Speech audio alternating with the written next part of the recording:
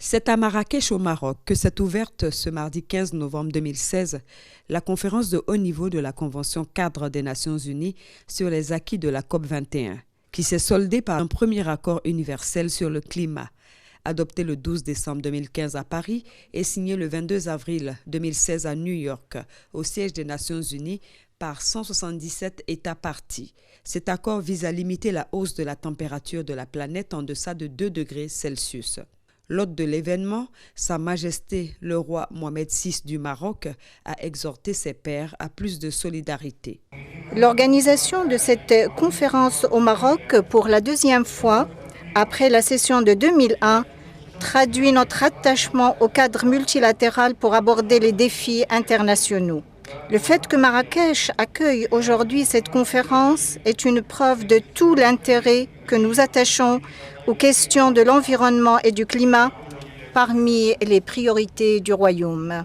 L'humanité tout entière place de grands espoirs sur les décisions qui seront prises au cours de cette conférence. De fait, elle attend plus que la simple annonce d'engagement et de principe pour enrayer le réchauffement climatique et en atténuer les effets.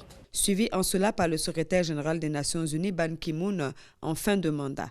Il a invité les pays avancés à honorer leurs engagements pour permettre l'atténuation et la lutte contre le réchauffement climatique. Le président français François Hollande, quant à lui, a insisté sur le fait que l'accord de Paris est un accord irréversible en droit et dans les faits. Nous sommes ici rassemblés à Marrakech, un an après.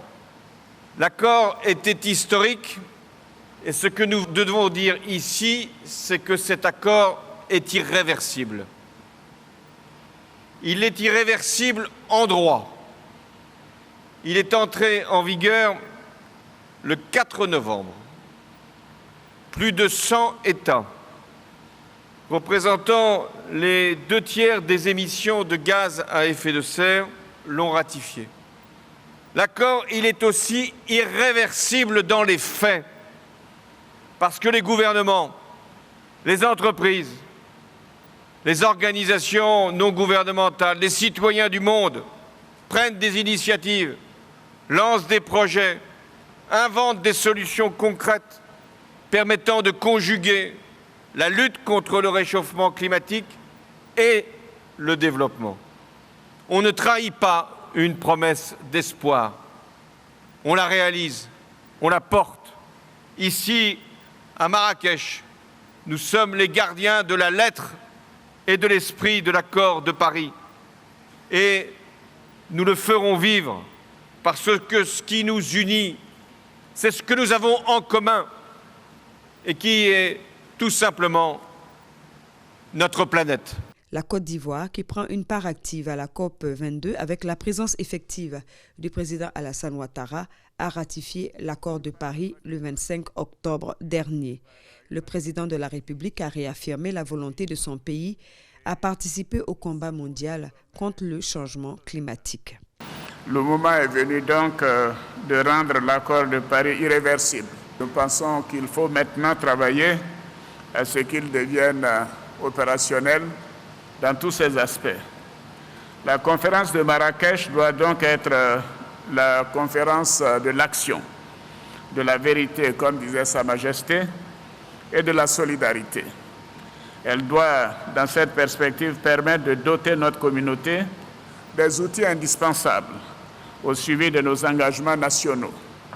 Elle doit aussi permettre de poursuivre la mobilisation des ressources attendues par les pays en développement dans le cadre de leur adaptation aux effets du réchauffement climatique.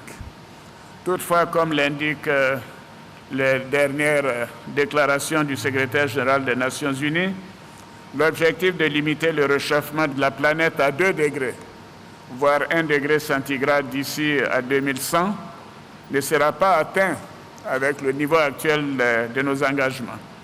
Nous devons donc collectivement aller plus loin dans nos efforts afin d'éviter à notre planète des phénomènes climatiques de plus en plus dévastateurs. C'est dans ce cadre que mon pays soutient l'initiative africaine sur les énergies renouvelables. La Côte d'Ivoire tiendra ses engagements annoncés à Paris notamment dans le domaine de la transition énergétique, par une agriculture intelligente face au climat, ainsi que par la préservation et la protection de l'environnement. Après la cérémonie d'ouverture de la conférence de Marrakech, le président Alassane Ouattara s'est rendu au stand de la Côte d'Ivoire, où l'attendaient des membres du gouvernement, des élus locaux, de nombreux experts et des jeunes Ivoiriens venus spécialement à la COP22 pour voir leur président.